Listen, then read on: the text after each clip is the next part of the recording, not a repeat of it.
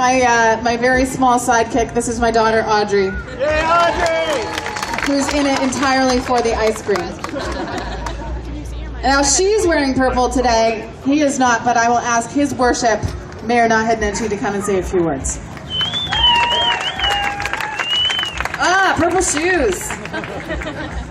Thanks very much, Tara. And if anyone needed to know, I too am only in it for the ice cream. There hasn't been any ice cream yet, nor any Marda Gras beans, so I clearly haven't done anything too risque. Listen, thanks all for being here today. Isn't this a beautiful Alberta summer day? Under this bright sun and the amazing big blue Alberta sky, which I always say is just big enough to hold all of our dreams. You know, I've spent this weekend like I spend most weekends, out in the community, honoring volunteers and the people who build our community, and it's been amazing. The weather's been great, and I've been in every corner of this city with great people doing special things. But I gotta tell you, this summer, of course, is a summer that none of us are ever gonna forget. And it's particularly poignant for me to be out this year talking to people as they work hard to rebuild our community even stronger. If we think back, 7 weeks ago today, much of our city was underwater. And here we are now, just 7 weeks later, celebrating the community, celebrating the Marda Loop communities, celebrating ourselves as Calgarians, and I think that's pretty amazing. So I've had lots and lots of images burned into my mind this summer, and I'd like to thank you all for giving me some more. And I think I'm going to have some kind of terrifying ones doing the Pet Pageant. Welcome to my job. Anyway, I never thought I'd be judging a pet pageant. I'm particularly scared about the bathing suit competition. But I've had lots of images in my mind, and some of them have been pretty awful. Images of the Bow and Elbow rivers, which I call the bloodstream of every Calgarian, running higher and faster and angrier than we've ever seen them before. Images of neighborhoods underwater, of streets that are canals, of people who've lost everything inside their homes. But there's been a lot of other images too, and these are the ones that I'm going to carry with me. The couple in Bowness, whose entire house has been gutted to the studs.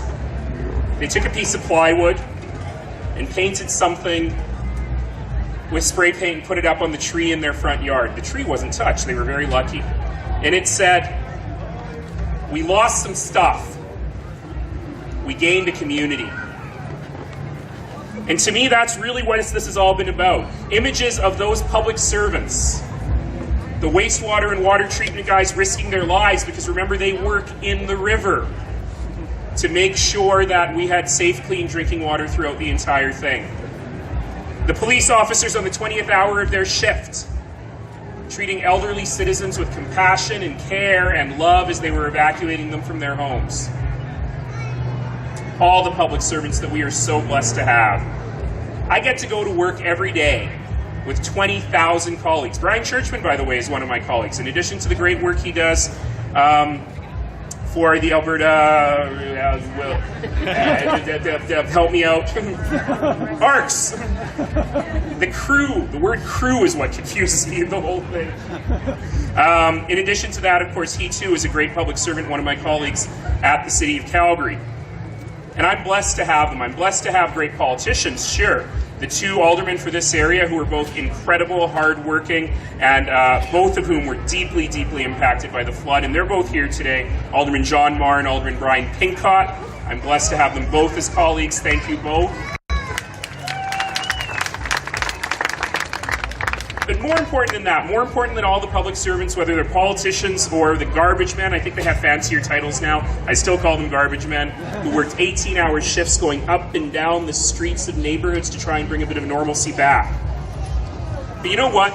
The one image that will be stuck in my mind forever, the one that I am never, ever, ever going to forget, is the image of that citizen covered from head to toe in mud and mosquito bites, cut and scraped and bruised, working incredibly hard to save the home of someone she doesn't even know. I've heard that story hundreds and thousands of times. People who say to me, Mayor, my neighborhood was fine, my basement is dry, but I was affected by the flood because my neighbors were affected by the flood. And I've come to Rideau, or Roxborough, or Earlton, or Bowness, or Sunnyside, and I've come because even though I don't know this neighborhood, I know these people need my help. That's how I knew that we were going to get through this flood stronger than we've ever been before. Because we have people, every single one of us, who's understand that we can use our own two hands, our own hearts, our own minds to make the community better for others. So my few words are almost up. I think I've spoken for about 5 seconds, right? Maybe 15. But I want to give you guys some homework. Are you ready for some homework? And for the kids here, I am sorry that school is starting soon, and I'm giving you some summer homework. It's good homework, though. The homework is, for the rest of this year, I want you to go out. I want you to eat. I want you to drink. I want you to shop. I want you to spend money. And I'm particularly doing it in those flood-impacted neighborhoods. We have to make sure that not one small business goes under as a result of these floods, and we have the power to do that. Oh, there's Alderman John Mark. I just see you now. Looking very New Orleans or something. Give me 4 more years with him and I might teach him how to dress.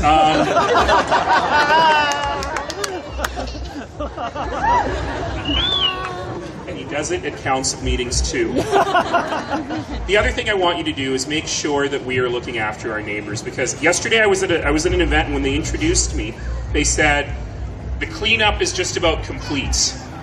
And I got to tell you, that's not true at all. Our streets are clean, the garbage is off, but there's a lot of work to do. There's years of work to do, and particularly there's lots of work to do for our neighbors. There's a lot of our neighbors who are not back in their homes at all. There are a lot of our neighbors who are back in their homes, but they're like camping indoors. They're in their houses, but there's nothing else there. The houses have been stripped down to the studs. And we got to look after these folks. When school starts and people realize we don't have any more school supplies, when Thanksgiving comes and people realize that all those heirloom dishes that they had in the basement are gone, when Christmas comes, our neighbors are going to be in a lot of pain. And it's our job, as their neighbors, as their family, as their friends, to make sure they know we're looking after them. To make sure that we're there for them, that we're offering to host that Thanksgiving dinner, that we're taking their kids to school on the first couple of days. That's what makes community. That's what really, really matters. And all of us have the power to make that change. And I hope all of us will accept that homework. Are you ready for that? All right. Let's look at some pets and evening gowns. Thank you.